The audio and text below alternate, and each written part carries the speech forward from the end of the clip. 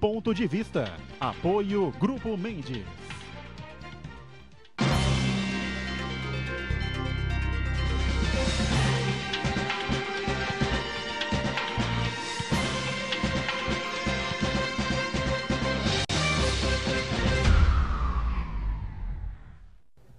Olá, estamos começando mais um Ponto de Vista, sempre aqui na Santa Cecília TV, no horário da 1h30 da tarde, horário do almoço, a tradição da discussão política, os debates sobre os temas importantes que formam a nossa pauta aqui na cidade, na região metropolitana e, claro, os temas e os assuntos de interesse nacional. E hoje tem todo o foco para Porto Alegre, né? Tribunal Regional Federal da 4ª Região, TRF4, e o julgamento do recurso do ex-presidente Lula, condenado em primeira instância pelo juiz Sérgio Moro a 9 anos e meio, né, de reclusão, de cadeia, por conta do triplex lá do Guarujá, que é da OAS, era para ele, era troca de favores com a empresa para atuação na Petrobras, enfim, né, era da dona Marisa, que agora está falecida, o Lula não queria, não interessa. O que interessa é que a justiça, até o momento, está entendendo que era uma propina paga pela OAS, né? E propina não deixa assinatura, enfim, não deixa cheque. Não estão se importando muito com o fato do apartamento não estar em nome do ex-presidente, nem da dona Marisa já falecida, está em nome da empresa, enfim. E até o momento estamos acompanhando, evidentemente que ao vivo, não é direto de Porto Alegre, o voto do relator, o desembargador ou ministro, né? Gebran Neto. E o voto não está dado ainda, mas por tudo que ele já falou em quase 2 horas de exposição, estava a crer que ele, evidentemente, vai dar o voto para condenar o ex-presidente. Então, nós vamos acompanhar em loco, ao vivo, em loco não, né? Ao vivo, né? Pelas redes sociais, pelos sites que a gente tem acesso aqui, e trazendo aqui, montando uma bancada especial, né? Com especialistas em todos esses assuntos jurídicos, enfim, né? Que começa aqui à minha esquerda com o presidente da OAB, Seccional Santos, o nosso advogado Luiz Fernando Rodrigues. Prazer revê-lo, tudo bem? Doutor, é sempre um prazer estar novamente no programa, um programa que debate e esclarece à sociedade civil os pontos polêmicos mais atuais. É sempre uma satisfação encontrar o amigo Joaquim, né, colega de turma, brilhante advogado, tem aí uma atuação brilhante na advocacia. Meu advogado, né, o Rogério Merrana Campos, que tem sempre prestado um serviço relevante para a advocacia santista, por ser presidente da Comissão de Direito Eleitoral da OAB Santos, professor universitário. Ao amigo jornalista Marcos Santana, que formulou o convite, que sempre traz aí indagações sempre importantes para o debate. Ele apimenta o debate, né, Botão? Obrigado mais uma vez pelo convite. O pimentinho, Santana. Joaquim Fernandes, advogado, especialista na área criminal, também volta aqui à bancada do Ponto de Vista, sempre prazer recebê-lo, né? E num dia realmente especial para a política e, na verdade, para todo o país, né, Joaquim? Tudo bem? Tudo bem, graças a Deus. Mais uma vez, honrado com o convite seu e do Marquinho para vir ao programa Ponto de Vista, que é realmente emblemático na região. Uma satisfação estar com o Luiz Fernando, nosso presidente da OAB, e o elegante, o charmoso. Ele está lindo demais hoje. Rogério Merrana Campos. Rogério, você está lindo hoje, lindo. Simplesmente lindo. Só você e minha mãe acham isso. Olha, além de você ser excepcional advogado de direito eleitoral, você hoje está lindo. Obrigado. Nada como um criminalista honesto, né? Que expõe aquilo que sente no momento. Se é que a gente pode acreditar no criminalista. É verdade. No criminalista a gente sempre duvida, será isso? Rogério Merrana, tão elogiado pelo nosso Joaquim Fernandes, você que está aí acompanhando a gente nesse dia tenso da política nacional, para descontrair um pouco, se concorda com o Joaquim, pode enviar seus e-mails, fraternos, enfim, né? Elogiando aqui o Rogério Merrana, advogado especialista na área eleitoral, que também participa com a gente. Tudo bem, né, Merrana? Tudo bem, graças a Deus. Envaidecido com os comentários do amigo Joaquim, mas comentário de amigo a gente não pode levar a sério. Doutorão, obrigado pelo convite, Marcos, meu presidente Luiz Fernando, a todos que nos assistem, é um prazer estar aqui tentando contribuir para a gente entender o que vai acontecer, o que pode desdobrar desse julgamento que está acontecendo lá em Porto Alegre. Muito bem. E o nosso Marcos Santana, sempre lá na ponta, atento aí às redes sociais, às transmissões aqui do Ponto de Vista e a sua participação também.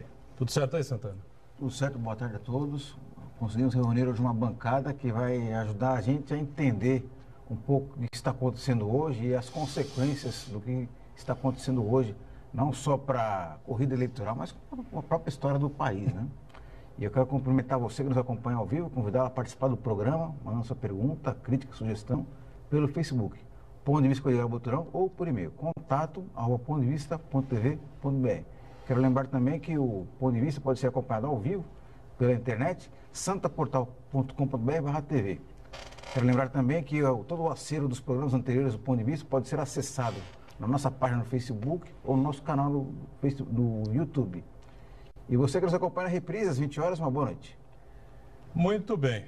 Olha aqui, o desembargador João Pedro Gebran Neto, relator do caso do Triplex, considerou Lula culpado por um crime de corrupção envolvendo fraude em um contrato da OAS com a Petrobras para obras da refinaria Abreu e Lima. Gebran negou o pedido do Ministério Público Federal para ampliação da pena do ex-presidente pelo crime de corrupção. E o que é que isso tem a ver o que com o Triplex? É o crime do Triplex? O Triplex, se eu não estiver enganado, é o pagamento. É o pagamento. Então, o voto do relator está consolidado. Consolidado, mantendo a porque a decisão gente tinha de dúvida instância. ainda, né? A gente estava acompanhando aqui um voto Mas extremamente nem aumentou, longo. nem diminuiu a Nem pena. aumentou, nem diminuiu a Só pena, manteve. portanto mantém 9 anos e meio de reclusão, não é isso? De prisão, como foi dado pelo juiz Moro, né? É isso? Exato. E com um detalhe, né? Quando ele se refere ao Triplex... É só para completar, Joaquim, Pois não. daqui o restante aqui do relator. Né? Segundo Gebran, o fato de o imóvel estar em propriedade, ao menos formalmente, da OAS é justamente o que caracteriza a ocultação do real dono do Triplex e a consequente lavagem de dinheiro. O desembargador, então, considerou que a construtora acabou atuando como laranja de Lula. Mas são duas coisas importantes a partir da leitura que você fez do voto que está veiculado na imprensa. A questão do Triplex, o próprio relator ele diz o seguinte, olha, não é só o Triplex que é o elemento fundamental para se buscar a condenação do ex-presidente Lula aos crimes de corrupção que são imputados e já condenados em primeira instância. Ele narra toda uma circunstância, mas principalmente a partir das delações premiadas. E eu já disse isso aqui num outro programa que nós tivemos discutindo isso, as delações. Eu coloco só uma vírgula aí, mas sem falar da delação em si. Talvez se não fosse a delação premiada do Léo Pinheiro, haveria uma dificuldade gigantesca para você estabelecer a culpabilidade do réu. Por quê? Porque o imóvel está em nome da construtora. Um documento, isso foi veiculado na semana passada, foi juntado um documento pela defesa que mostra que há uma discussão na seara civil sobre este imóvel. Este imóvel teria sido oferecido em garantia pela OAS numa operação X de crédito. De tal sorte que, se você não tivesse a delação premiada do Léo Pinheiro, você não teria esta vinculação entre o imóvel que está em nome da construtora com o seu real proprietário, porque a tese dele seria até factível. Eu fui lá, fui ver realmente, eu queria, não gostei. Olhei, não gostei, fui embora. Eu vou ver. Mas o contexto da prova, pelo que o relator estava falando hoje pela manhã, mostra que há indícios fortes em outro contexto de prova em favor do presidente Lula como ele destinatário de uma vantagem indevida. Eu quero lembrar que o ex-presidente Fernando Collor de Mello, em situação semelhante, mas no crime de prevaricação, foi absolvido pelo Supremo Tribunal Federal por falta de um ato de ofício, né? Um ato específico, formal, por parte da autoridade. O Supremo veio mudando esse entendimento no sentido de que, a partir do julgamento mensalão, o conjunto da prova, ele se sobreporia a questões formais. E é isso que me parece que está levando, tanto levou o juiz de primeira instância e o desembargador relator a entender pela culpabilidade do ex-presidente Lula. Muito bem. Fernando, concorda com essa tese? Avaliou aí o voto do relator? Enfim. Concordo que vai haver um efeito pedagógico com relação a essa possível condenação, que tudo caminha para o sentido de manter a decisão do juiz de primeira instância, Dr. Sérgio Moro, no sentido de condenar Luiz Inácio Lula da Silva. E o que é importante frisar nesse efeito pedagógico, se realmente ele viesse a confirmar? Porque há uma graça na sociedade, uma sensação de impunidade. Graça na sociedade, parece que é irreal o que vem acontecendo. Joaquim lembrou do Fernando Collor, que ele foi afastado do mandato de presidente por atos de improbidade. Só que, na justiça, foi absolvido. Então, ele estava solto. Depois de ter cumprido 8 anos de impossibilidade de participar de qualquer eleição, incompatibilidade mesmo, ele voltou à cena política e foi eleito pelo povo. A Dilma, ex-presidente nacional, foi afastada do cargo por atos de improbidade, mas está solta. Isso gera na sociedade uma sensação de impunidade. Porque a pessoa rouba, falam que ele roubou, vai para a justiça, é condenado, é afastado do cargo e está solto. Com essa condenação que está caminhando para acontecer, nós vamos ter um efeito pedagógico muito importante para a sociedade. No seguinte sentido, todos devemos respeitar a lei, independente do cargo, independente dele ter sido a maior autoridade desse país por 8 anos, independente do status social, nós estamos vendo uma mudança nas instituições, estamos vendo uma mudança de comportamento. O Maluf está preso. Depois de tantas e tantas tentativas, hoje Paulo Maluf está na cadeia. 30 anos depois, né? 30 anos depois, mas está na cadeia. E Luiz Inácio Lula da Silva, se condenado for, diante das provas e garantir todo o direito de defesa que ele vem a ter e de recursos, se ele realmente for preso, vai mudar o estigma na sociedade, com certeza, dessa sensação de impunidade. Porque se até um ex-presidente foi preso, se até alguém que teve o maior cargo desse país, foi o mandatário número 1 dessa nação por 8 anos, foi preso porque provado nos autos que desviou função, ocultou patrimônio, fez lavagem de dinheiro, agiu de forma a aceitar propina, muda tudo na sociedade. Eu acredito muito nesse conceito do efeito pedagógico que essa condenação possa vir a ter e que vai mudar também a forma de pensar do PT.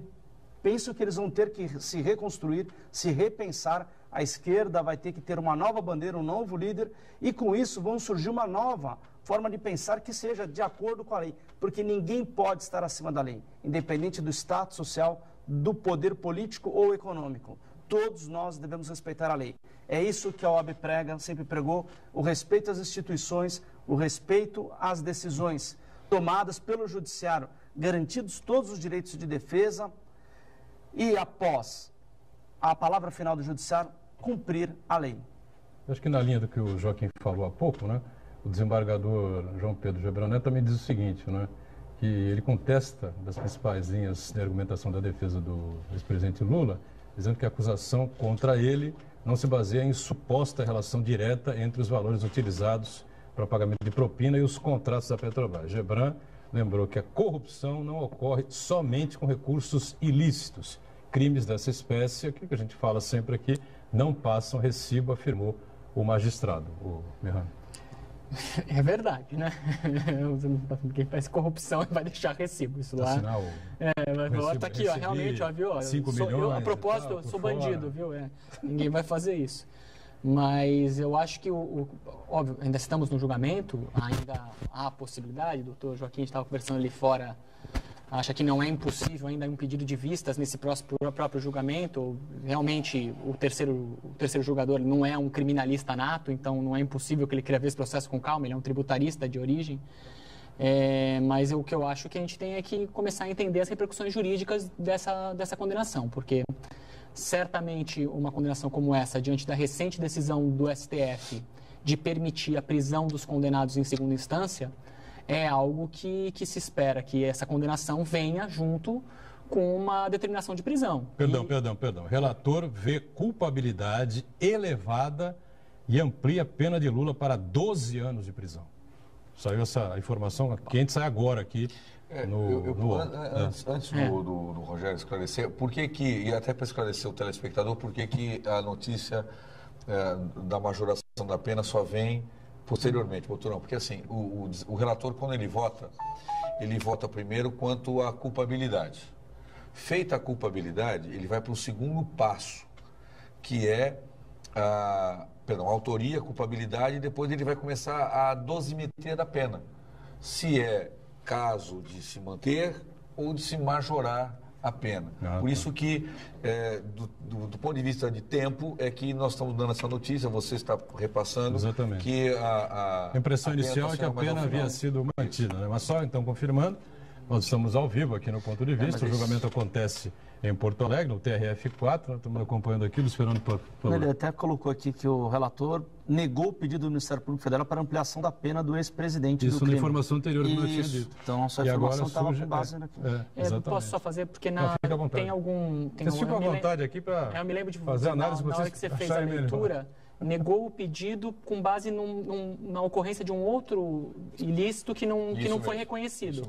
E aí, num segundo momento, quando ele vai ver a dosimetria que vem de a dose do remédio, ele vai dosar quanto que deve haver de reclusão, ou perdão, de privação de liberdade como contrapartida pelo crime cometido. Aí ele entendeu, ao contrário do Sérgio Moro, que tinha que ser um tempo maior. Pelo mesmo crime. Embora o Supremo Tribunal Federal tenha como regra traçar primeiro a penalidade, a pena mínima é a regra do Supremo Tribunal Federal. As majorantes, ou seja, eu saí de uma pena mínima de X anos para X anos mais um pouquinho, eu teria que ter uma justificativa razoável. Certamente, o argumento maior é que ele era o presidente e... transmite à sociedade uma sensação de poder, esse negócio todo, e aí vai por uma majorante de pena. E o que reforça mais ainda, para mim, a hipótese de que o terceiro possa pedir vistas, mais ainda. Quando eu tenho uma majorante aí dessa envergadura. É verdade. Bom, temos aí na sequência, então, o voto do relator está dado. Vocês acreditam que os próximos, são desembargadores, né? Isso. Os próximos 2 votos desembargadores acompanham o relator, se fosse um julgamento normal, seria acompanhar o relator dormindo. Outras 2 horas e pouco de exposição por parte vai ser um período menor, desembargador, enfim. Vai ter um voto mais curto, mas vai ter uma satisfação para a sociedade.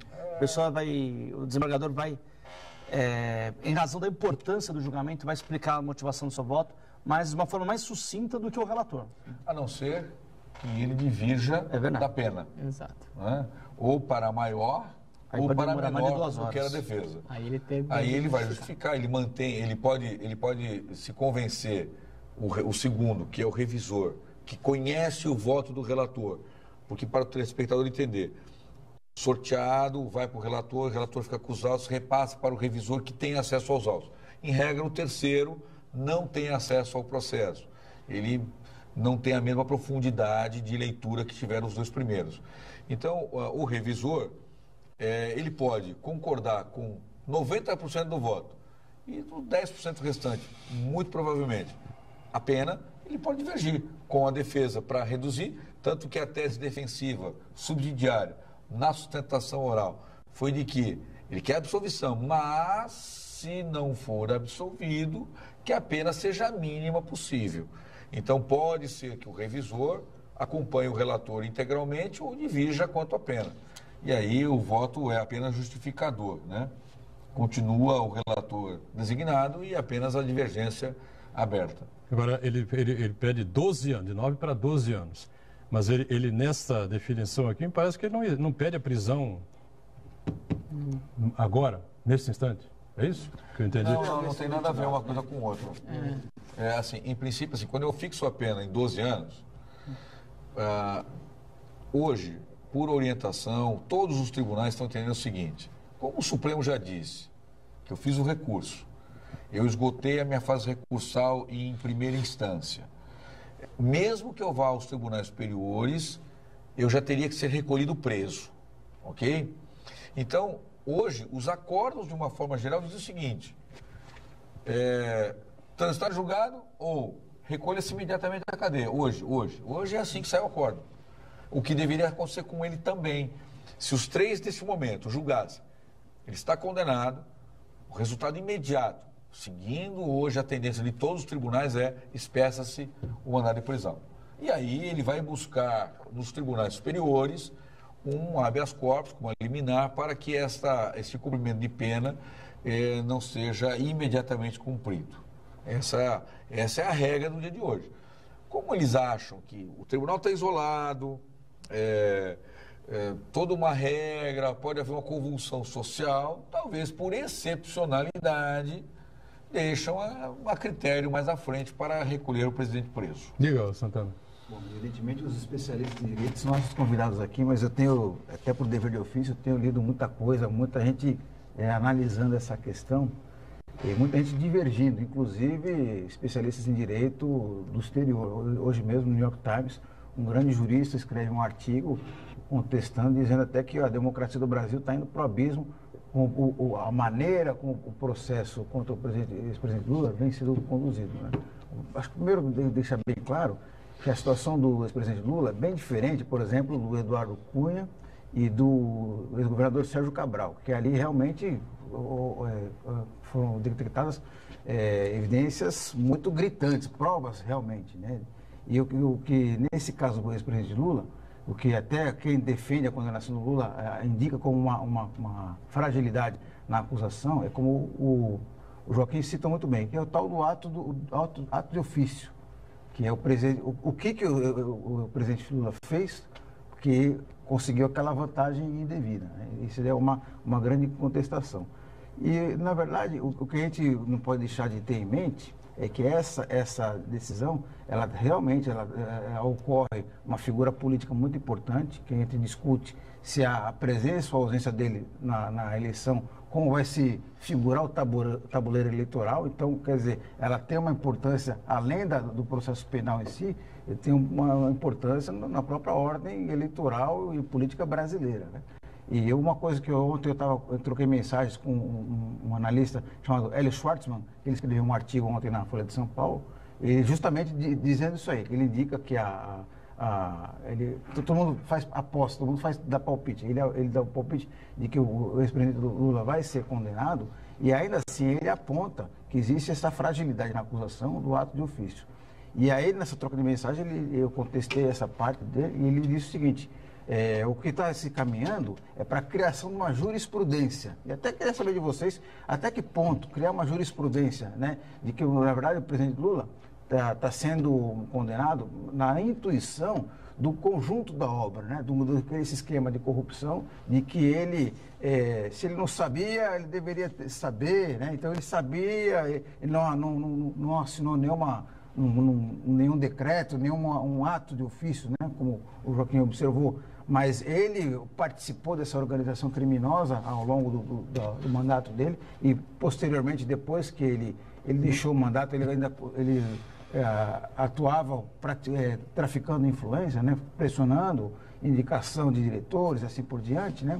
Mas o que pesa na balança é que se cria uma jurisprudência para fazer uma condenação sem esse ato de ofício, quer dizer, pelo conjunto da obra. Então, talvez não dá para saber nesse momento até que ponto isso é positivo ou negativo, só da gente estabelecer uma condenação numa base de uma intuição, numa base de uma especulação e sem ser o real ato de ofício. Vamos para o nosso intervalo. Na volta a gente discute aí sobre esse tema, esse assunto, né, e as consequências, claro, da possível condenação ou até prisão do ex-presidente Lula. Já, já.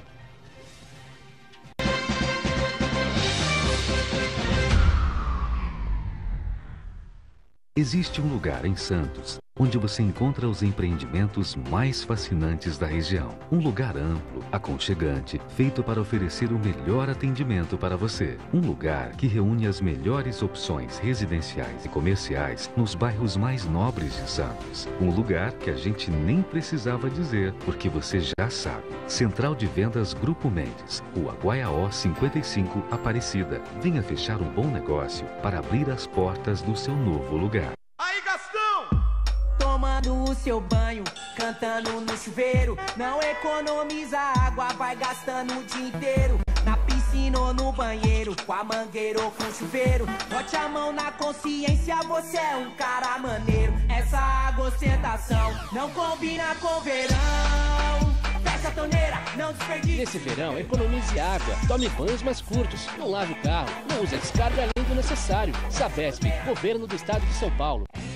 Hoje, 8 da noite, direto do estádio Urico Mursa, a Santa Cecília TV transmite ao vivo e com exclusividade Portuguesa Santista e Rio Branco pelo Campeonato Paulista 2018. Prestigie a Briosa, indo ao estádio e curtindo com a família essa experiência. Hoje, 8 da noite, Santa Cecília TV, a TV com a maior programação regional da sua TV. Apoio Vestibular Universidade Santa Cecília.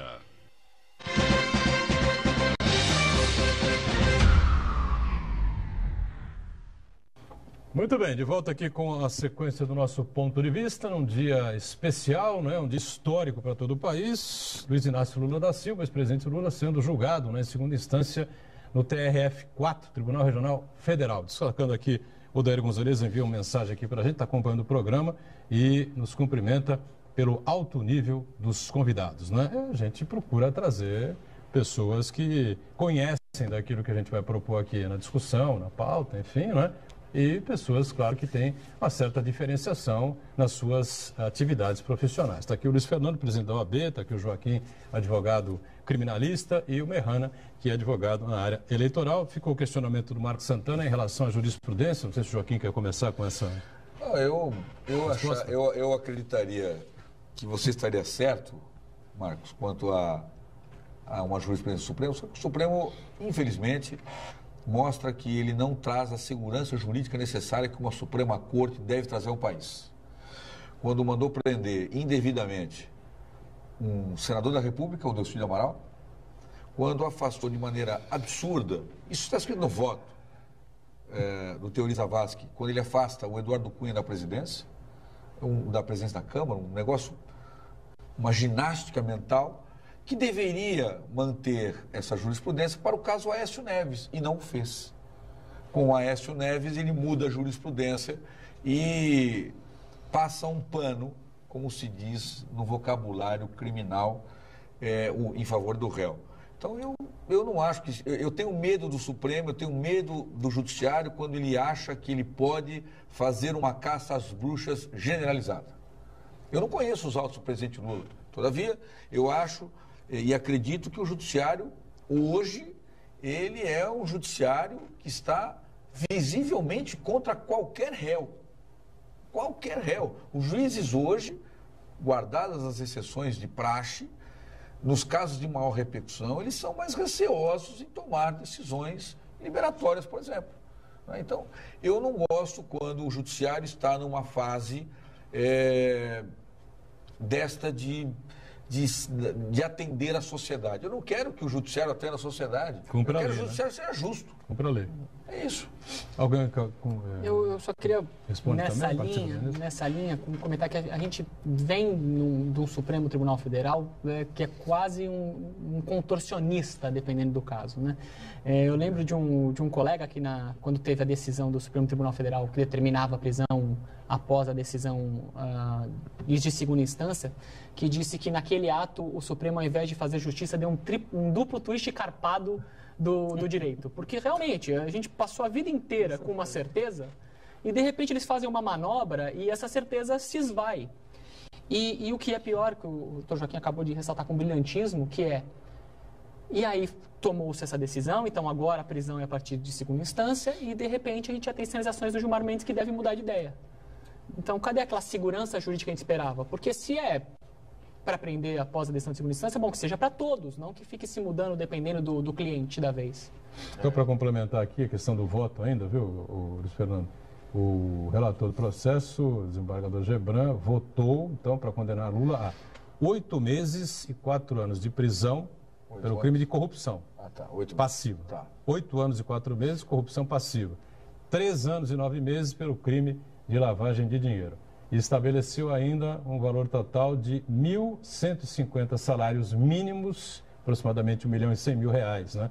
Na primeira instância, Moro condenou, como todos sabemos, Lula a 9 anos de prisão e a R$669 mil de multa. Aí fica a pergunta que o Merrana fez aqui no intervalo. Pode pagar com o triplex? Triplex é dele ou não? Não é dele? É. Olha, eu vejo... Isso vai ser uma confusão danada, porque... Bom, então eu posso pagar com o meu triplex, a multa? Não, mas o senhor disse que não é seu. Mas eu digo que não é meu, mas vocês me condenam porque ele é meu? Como é que é isso aí? É um encontro de contas? Como é que é isso? Olha, em primeiro lugar, voltando à pergunta do Marcos Santana, que fez com bastante brilhantismo um contraponto, gostaria de dizer que, ao contrário do que uns alegam, eu vejo que houve aí nos autos, até pelo próprio voto do relator, uma extensa gama de provas contrárias ao Lula. Até para ele usar o termo de culpabilidade elevada.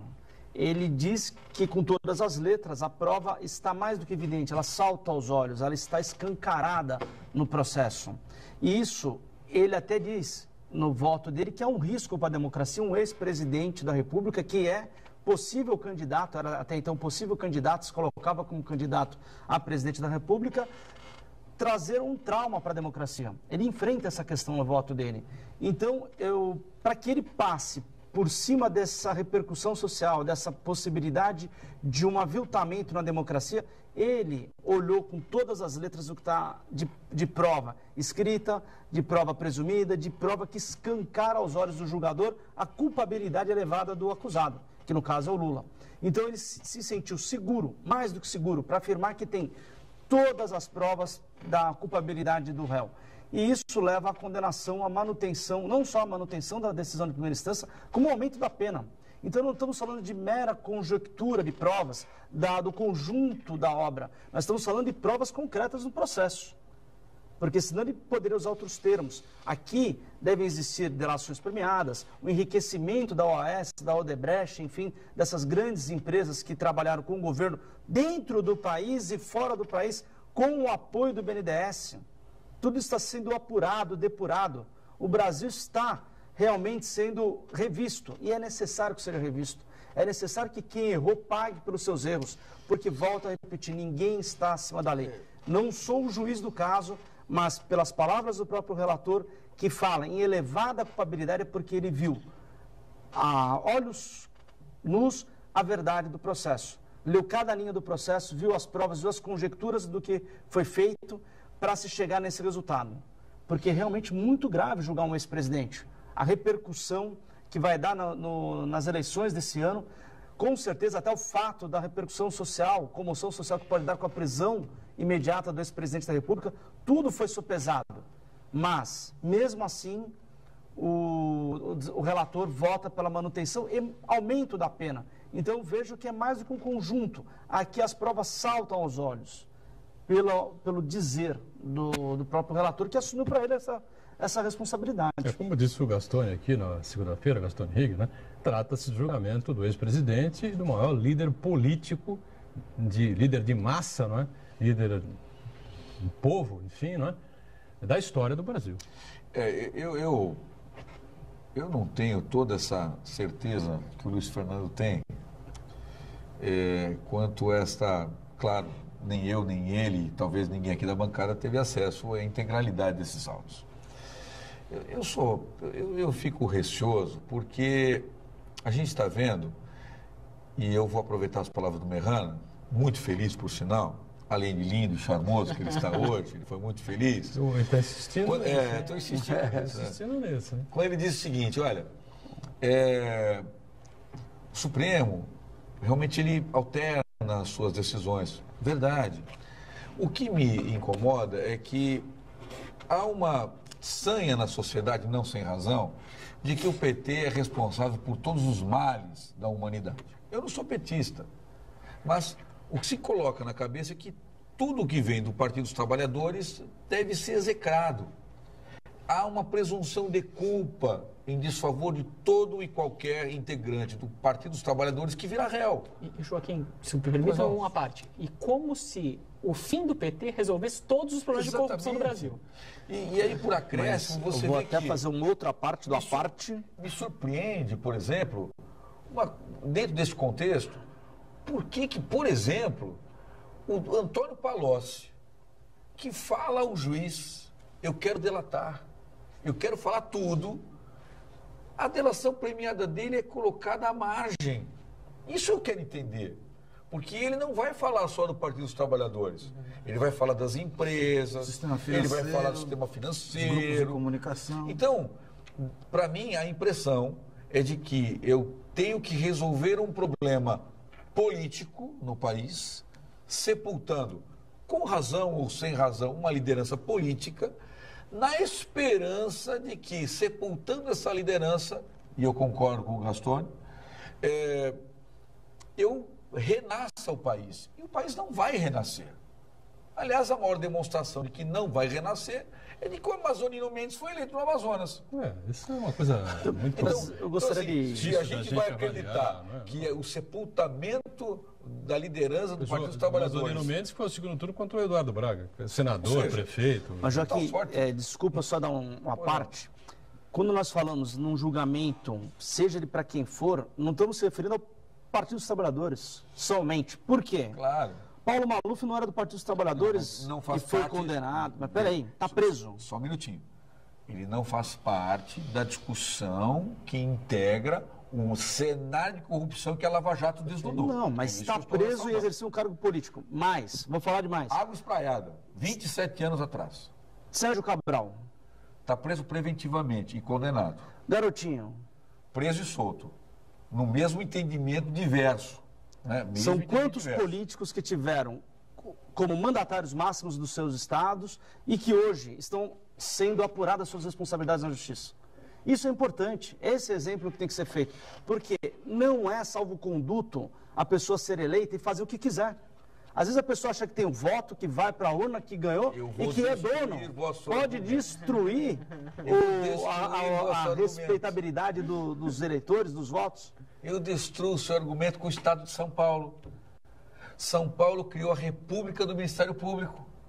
Qual ação importante, a exceção agora do Capês, que por questões políticas colocaram ele como réu. Qual ação que o Ministério Público do Estado de São Paulo fez contra altas autoridades da República, do governo do Estado de São Paulo? Mas qual o crime que o governo do Estado de São Paulo praticou? Os trens. Eu não tenho de Os trens? Os trens. Mas os trens A questão dos trens estava engavetada. Qual o crime? O governador Alckmin recebeu... Espera um pouquinho só. Recebeu da OAS, recebeu de alguma empresa? Eu não tenho dificuldade de convergir a opinião de vocês.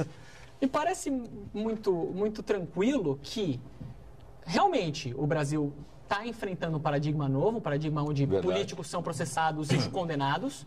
E também me parece tão nítido quanto que talvez haja um exagero de algumas alas do Ministério Público e do Judiciário. Então, não consigo enxergar que, óbvio, se a pessoa não tem condições morais, jurídicas, legais de ir para uma eleição, ela tem que ser impedida? Sim. Isso também não afasta que os tribunais possam errar. Essa questão política poderia ter sido resolvida com uma facilidade tremenda. A gente imita tanta coisa ruim que acontece no exterior, feito no exterior, bastava você escrever lá na Constituição. Quem foi presidente da República, eleito, reeleito, nunca mais poderá disputar este cargo. Quem foi governador de Estado, eleito e disputou a reeleição, ganhou, perdeu, jamais poderá. Prefeito, a mesma coisa, jamais poderá. Você passa pela prefeitura uma vez, com direito à reeleição.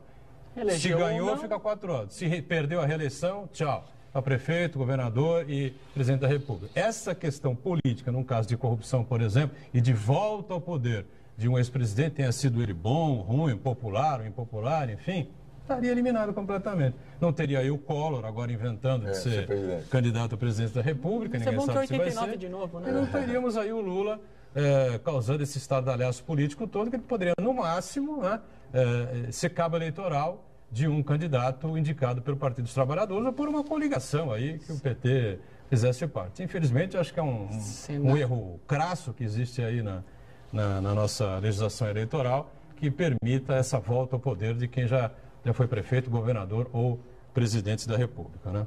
Cenário esse que tende a ficar mais complicado para o eleitorado. Porque uma coisa que é importante a gente ressalvar, que há uma diferença significativa entre você estar inelegível e você ser apresentado como candidato.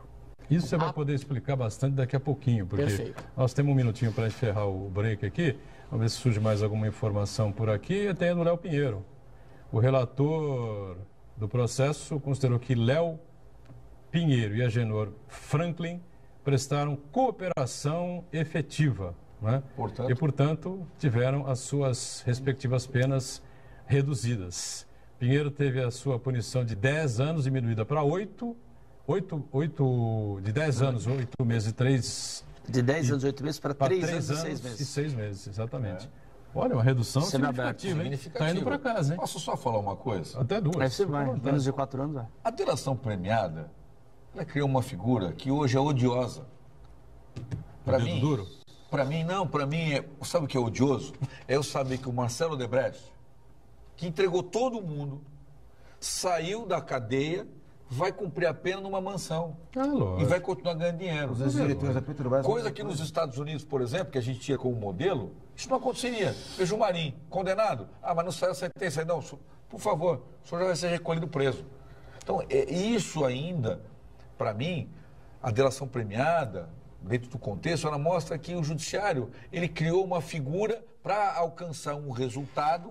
Ele criou uma figura de delação premiada que mostra para o cidadão comum que o crime compensa. Eu ainda acho que pior para essa gente do que a prisão, 1 ano, 2 anos, 3 anos, 5 anos. Exatamente. É você perder o dinheiro, perder todo o patrimônio que você amealhou na vida. Herança, seja lá o que for, tudo você vai perder. Se você for condenado no processo de corrupção, no trato comercial, enfim, ou seja lá qual for, com o erário, com o governo do Estado, com a União, com os municípios, enfim. Porque o Estado, a União, enfim, a Justiça não tem obrigação de ficar ali catando no computador para saber, não, ele tinha isso aqui antes dele estabelecer. Não interessa. Foi condenado, perde tudo e vai para a rua. Não precisa ficar preso, comendo as custas do Estado. Vai para a rua. Você tem uma pensão de 3 mil metros quadrados no Morumbi, não é isso? Isso mesmo. Você vai morar lá em Heliópolis, filho. Mas como? Eu tinha meu carro, vem buscar, que carro? Vai a pé, filho. Até logo. Sua vida é. Mas o cara sai da cadeia, cumpriu 2 anos e pouco, é terrível, é terrível. Claro que é terrível. Mas o Joaquim que está acostumado com o crime sabe que o sujeito muda da água para o vinho. Né? É uma lição ali daquelas. Mas depois ele volta para uma casa de 3 mil metros quadrados no Morumbi. No intervalo já voltamos. Pô.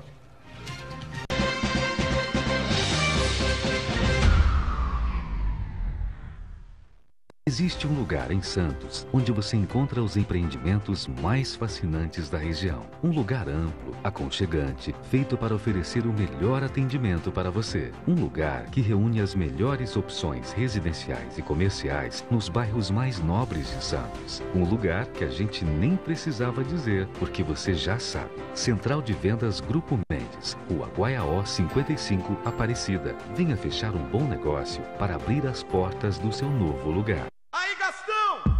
Tomando o seu banho, cantando no chuveiro. Não economiza água, vai gastando o dia inteiro. Na piscina ou no banheiro, com a mangueira ou com o chuveiro. Bote a mão na consciência, você é um cara maneiro. Essa água ostentação não combina com verão. Fecha a torneira, não desperdice. Nesse verão, economize água, tome banhos mais curtos, não lave o carro, não use a descarga além do necessário. Sabesp, Governo do Estado de São Paulo. Festa de 21 anos do Sistema Santa Cecília de Comunicação. Dia 2 de fevereiro, a partir das 10 da noite, no Clube dos Ingleses e Caiçara. O melhor do flashback dos anos 70, 80 e 90. Convites antecipados com desconto no Café do Cine Roxy, nas lojas Proplastic do Centro e Pedro Lessa e na CTE Electronic em São Vicente. Acompanhe na programação o sorteio de convites. Aniversário de 21 anos do Sistema Santa Cecília de Comunicação.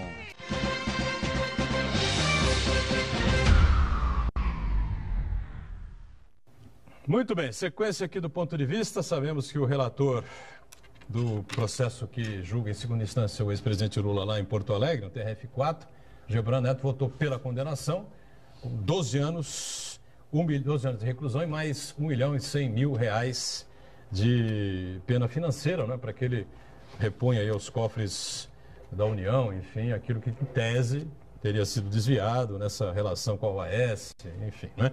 Mas temos agora, evidentemente vai demorar muito para o segundo voto acontecer, claro, 2h13 da tarde ainda, nós estamos ao vivo aqui com o ponto de vista, não vamos conseguir o resultado final desse julgamento até o final do programa. Mas a projeção da grande maioria é que o presidente Lula, o ex-presidente Lula, seja mesmo condenado. E aí, assunto, bola aqui para o nosso Rogério Merrana, que é advogado da área eleitoral. E aí, Merrana? A confusão está armada, né? Tem recurso para isso, recurso para aquilo, enfim. A tendência é, para a cabeça do eleitorado, a confusão ficar ainda pior. E eu vou precisar de um tempo aqui para explicar, mas eu vou explicar. A gente precisa entender que a condenação em segunda instância, e aí, para fins da justiça eleitoral, pouco importa se vai ser unânime, se não vai ser unânime, se tem recurso interno, se não tem. A condenação em si, por órgão colegiado, para fins da justiça eleitoral, já é capaz de atrair inelegibilidade. Só que o que acontece? Nós temos procedimentos. E o que foi definido pela legislação é que quem é capaz de, quem tem a competência para definir se uma pessoa está ou não inelegível, é a justiça eleitoral. Então, o TRF dá a condenação, condena, isso atrai a inelegibilidade, porém, isso pode ser discutido na justiça eleitoral. Como? É óbvio que a justiça eleitoral não pode entrar no julgamento do TRF e dizer, não, veja bem, eles erraram lá e ele não está inelegível. Não. Mas a justiça eleitoral é que vai ter que dizer, a propósito, aquela condenação significa que você está inelegível. Por que eu estou explicando isso? Porque a existência da condenação não impede o partido de, na sua convenção partidária, escolher alguém que, mesmo que se saiba inelegível, como candidato. E a legislação garante que, até o final do julgamento do registro da candidatura, a pessoa tem o direito de fazer todos os atos de campanha.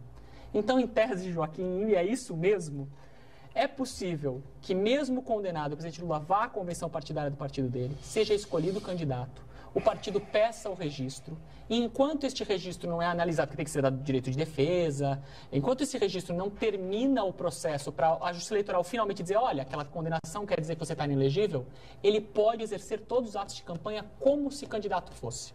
Óbvio que, nesse caso, o nome dele não vai para a urna, não vai poder ser votado, mas ele poderá fazer campanha e pedir a substituição da candidatura quando reconhecida a inelegibilidade. Deixa eu te fazer uma pergunta. É Brasil. É Brasil, né? Deixa eu te fazer uma pergunta. E o prazo para isso é 15 de agosto. É, porque como a gente teve a redução do período eleitoral, que era de 90 dias para 45 dias de campanha, agora os 90 dias é o período total de eleição, do começo da possibilidade de se fazer convenção partidária até a data do primeiro turno. Então, se num exercício hipotético imaginário aqui, o partido deixa para fazer a convenção no último dia possível. Aí ele vai ter ainda 5 dias para pedir o registro de candidatura, que vai ser publicado depois de 48 horas, para então abrir o prazo de 5 dias para as impugnações. Nós estamos falando de tranquilamente 20 dias de campanha. Deixa eu lhe perguntar uma coisa. Para ele, Lula, também não haveria um segundo impedimento que lhe traria a inelegibilidade? Que é o seguinte, o Supremo disse, no julgamento do Eduardo Cunha, quando o afastou da presidência da República, que ele, réu na ação, ele não poderia assumir a presidência da República por conta dessa condição dele de réu, razão pela qual não podia estar na linha sucessória. Ele foi retirado da linha sucessória. Ele não teria um segundo problema? Ou seja, eu sou condenado em segunda instância, então pela condenação em segunda instância, e também pela condição de eu estar postulando a um cargo de presidente da República, eu já teria o segundo impedimento, talvez esse também mais invencível ainda, de que eu não poderia estar na linha óbvia sucessória de ser presidente da República. Fiz essa pergunta ao Merrana na nossa salinha lá, VIP, antes da gente se encaminhar aqui para o estúdio. Realmente foi bem lembrado agora. Esse é um dos malabarismos que o Supremo vai ter que explicar. Porque inelegibilidade tem que ser definido por lei complementar e tem que estar na lei, não cabe nem interpretação extensiva. E não se diz que réu não possa ser candidato e eleito presidente. É possível que um réu seja candidato e eleito presidente. O que acontece com o processo dele, ganha foro privilegiado, ou fica sobrestado, ou vai ser julgado no foro privilegiado. Ponto. Mas então isso contradiz a decisão do Supremo. Isso vai ter que ser encaixado de alguma forma com a decisão do Supremo, que disse que, olha, quem é réu, como não vai poder assumir a presidência da República, não vai poder entrar na linha sucessória. Então, como é que eu tenho alguém que pode ser eleito, e pode, a legislação permite, ele pode ser candidato, pode ser eleito por esse motivo, não pela inelegibilidade, mas por esse motivo ele poderia ser candidato. Como é que fica se você não tem uma previsão de não diplomação e não posse? Né? Não seria Porque não inelegível? existe uma previsão legal que impeça. Se você tivesse isso, olha, ele não é inelegível, mas ele não pode ser diplomado. Então você não entrega o diploma, ele não toma posse, acabou o problema. Mas não existe esse mecanismo legal. Quando o STF bateu nisso para tirar as pessoas da linha sucessória, ele criou uma, vamos dizer assim, uma nova proibição, que não está na legislação eleitoral. E que eventualmente vai ter que chegar para o STF. Me parece, assim, eu prefiro acreditar que a gente não vai ter um Supremo Tribunal Federal inventando cláusulas de inegibilidade. Eu acho que a eleição popular, o voto popular, nesse caso e só nesse caso, porque não é algo objetivamente contrário ao texto de lei, então me parece que nesse caso o voto popular deveria ser se sobrepor a uma impossibilidade que não é objetiva da legislação eleitoral. Alguma informação nova aí, Luiz Fernando? Mas, quando você diz agora, no final, que o voto popular prevalece, veja, talvez não seja este o sentido de, eventualmente, numa condenação que se encaminha, com vistas ou não que se encaminha, por maioria ou não que se encaminha. Ele inicia os seus atos de campanha. Ele não teria criado um fator, imaginando-se os seus 30% nas pesquisas, ele não teria criado este fator para, na mesa eleitoral, dizer, olha, o voto, ele prevalece sobre os impedimentos? O jogo político é esse, o cenário político é esse. Agora, a resolução jurídica disso é muito mais simples, porque na inelegibilidade, que é o caso, então uma condenação que gera inelegibilidade, ainda que você fique sob júdice, o seu voto não chega a ser computado. Perfeito. Ele é tido como voto inválido para só no caso de você ser inocentado, ele vir a ser contado. Então, o que a gente tem que fazer? Tem que pegar esses votos, tem que guardar eles numa caixinha e esperar o resultado da justiça. Perfeito. Se a justiça mantiver a inelegibilidade, eu nem conto, é voto inválido. Ou seja, eu coloco, e você está me trazendo uma informação, sinceramente, que vai me aclarando politicamente. Se verdadeiro tudo isso que ele vai fazer, correta do ponto de vista jurídico, ele coloca uma aura. Perfeito. Ele coloca uma sombra àquele que eventualmente vai ser eleito. Ou seja, ele sabe que vai perder, ele sabe que vai ser declarado inelegível, todavia ele fica com os seus votos na mão, na tal da caixinha, exato, com uma sombra àquele que foi eleito. Joaquim, imagine a pressão a um tribunal, imagine a pressão a um tribunal, porque você não sabe quantos votos ele teve, mas você sabe que tantos por cento dos votos foram todos considerados inválidos, como se fosse voto nulo. Dele. Então, vamos supor que ele tenha 30% dos votos. Adversários, você vai saber. Vamos supor que você tenha 30%. Vamos por exclusão, né? Mas por exclusão todo mundo vai saber. Exatamente isso. É exatamente isso. Todo mundo vai saber. É que você não tem como saber exatamente o que foi voto nele e o que foi branco e nulo de verdade. Então, só por isso você não vai ter a precisão. Mas você vai ter uma consciência muito próxima de qual é a verdade. Eventualmente, essa verdade pode dizer que ele ganhou a eleição, teve mais votos do que o outro, e o tribunal vai ter que decidir isso. A narrativa do PT. E o tribunal vai ter que decidir isso. Agora uma questão, está falando do ponto de vista de que o Lula vai até o fim, até as últimas consequências, sim, até onde conseguir. Agora, supondo que o Lula e o PT tenham uma postura mais pragmática, num certo momento, falam assim, olha, nós vamos realmente perder a candidatura, o Lula não vai conseguir ser candidato. Até que momento, qual que é o prazo que o PT tem para promover uma substituição de candidatura? A substituição de candidatura é algo possível, a legislação prevê isso. Há alguns casos que vão estender que você sempre vai poder substituir. Um deles é o caso de condenação judicial reconhecendo inelegibilidade. Então, o prazo que a gente vai contar é o prazo a partir da decisão. Ocorrendo a decisão que reconhece a inelegibilidade, o partido passa a ter 10 dias para fazer a substituição do candidato. 10 dias? Então, não é um prazo que a gente conte do dia da eleição, prazos antecipados. É um prazo a partir da decisão até 10 dias. Então, ainda que... O que pode acontecer às vésperas do pleito, por exemplo, 10 dias antes da eleição. A foto do Lula esteja na urna eletrônica, o PT abre a mão para um... em 10 dias não vai substituir a foto. Nesta última reforma eleitoral, que foi quando eles colocaram esse prazo contado da decisão, permitiu isso. Antes a gente tinha um prazo que limitava um prazo mínimo de 15 dias antes da eleição para fazer qualquer substituição por conta da urna, porque era impossível mexer nos sistemas. Agora, como isso foi retirado, em tese pode acontecer como aconteceu lá com o Silvio Santos, Você vai para a urna, tá um nome, mas você está votando em outro. Eu vou acompanhar o Marquinho e o Moturão nessa dúvida. Então, quero dizer o seguinte, imagina o exercício de futurologia. Ele é o candidato na convenção, ele faz a discussão da inelegibilidade dele, ele está indo, ele sabe que vai perder. Mas ele faz a campanha. E 10 dias antes, ele substitui e fala, agora o meu candidato é fulano de tal. Vai ter que ter uma coincidência com a decisão do tribunal. Tudo bem, mas assim, eu uso o meu capital político e elejo um poste. E faz ou a campanha, indico um poste. Porque, aí já fugindo da área do direito, mas inegavelmente, qualquer um tem essa sensação, é muito diferente você fazer uma campanha pedindo voto para você e no meio da campanha falar, olha, agora não sou mais eu, vota nele, do que desde o começo você falar, não, veja bem, sempre foi ele, porque essa transferência não é tão automática. Posso fazer uma outra pergunta? Lógico. Me arvorando nesta... Por favor. Usurpando a função aí. Uma série de entrevistador. E o vice? Por exemplo, eu faço uma chapa Lula e João das Couves, certo? E Lula sai. Pode haver essa troca do vice passar a ser o cabeça de chapa? A subida do vice para a primeira entrada de um novo não é proibida, é possível. Nós tivemos um caso aqui, o Aldo Neto lembra bem aqui, em Peruíbe, lembra? Gilson Bargeri era candidato. Sim. Colocou a filha no seu lugar porque teve problemas realmente com a justiça eleitoral. E a filha se reelegeu, Milena. Uma campanha regular, porque eu faço uma campanha, eu e ele, eu não vou, mas quem vai ficar é fulano de tal. E essa possibilidade aí, que é real, do Lula ter a foto na urna eletrônica, isso aí pesa muito, principalmente na região norte, nordeste. Precisaria ser uma coincidência muito grande de fatores, eu acho pouco provável. Para os rincões de pobreza do Brasil, o eleitor vai falar, Lula é candidato. Eu só acredito em duas coisas, Deus e o Diário Oficial.